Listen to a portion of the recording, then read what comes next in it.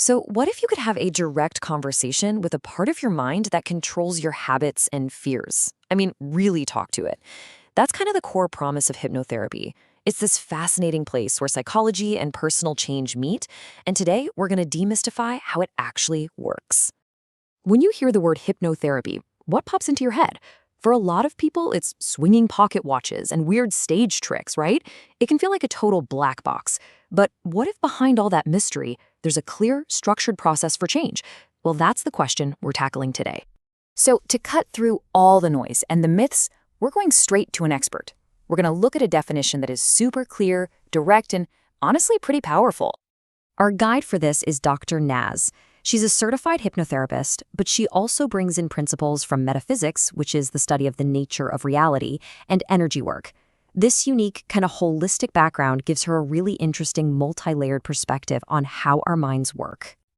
And here it is. This is her definition. Just notice how simple and, well, elegant it is. There's no confusing jargon. Dr. Naz boils it all down to two key things: deep relaxation and guided imagery. But the most powerful part of this whole thing is the metaphor she uses. This right here is the heart of it all.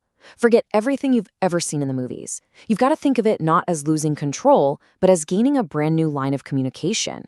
It's about talking directly to the part of you that's running the show behind the scenes, your beliefs, your habits, your deepest memories.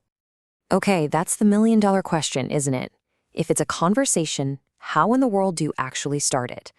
Well, Dr. Naz's definition already gave us the map. It's a really clear three-step process.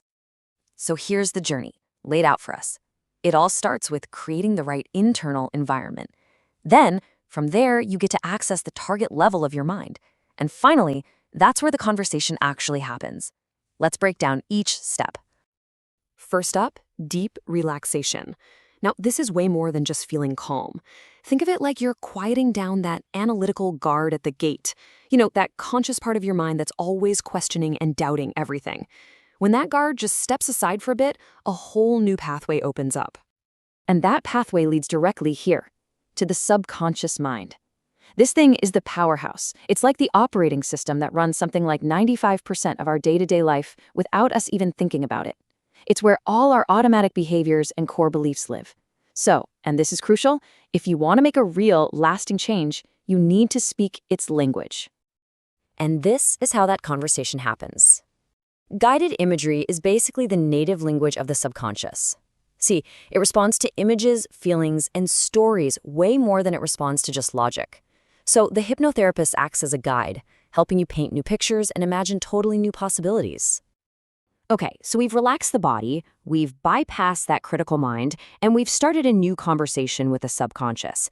But why? Why go through all that? What's the actual tangible result? Let's connect this whole process to the real-world impact it can have. This is the why.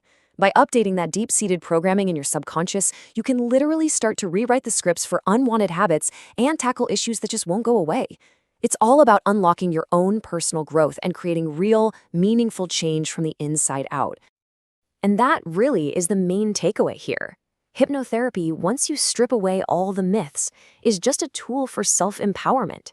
It's not about someone else controlling your mind. It's about you, with the help of a guide, learning to better communicate with and direct your own mind.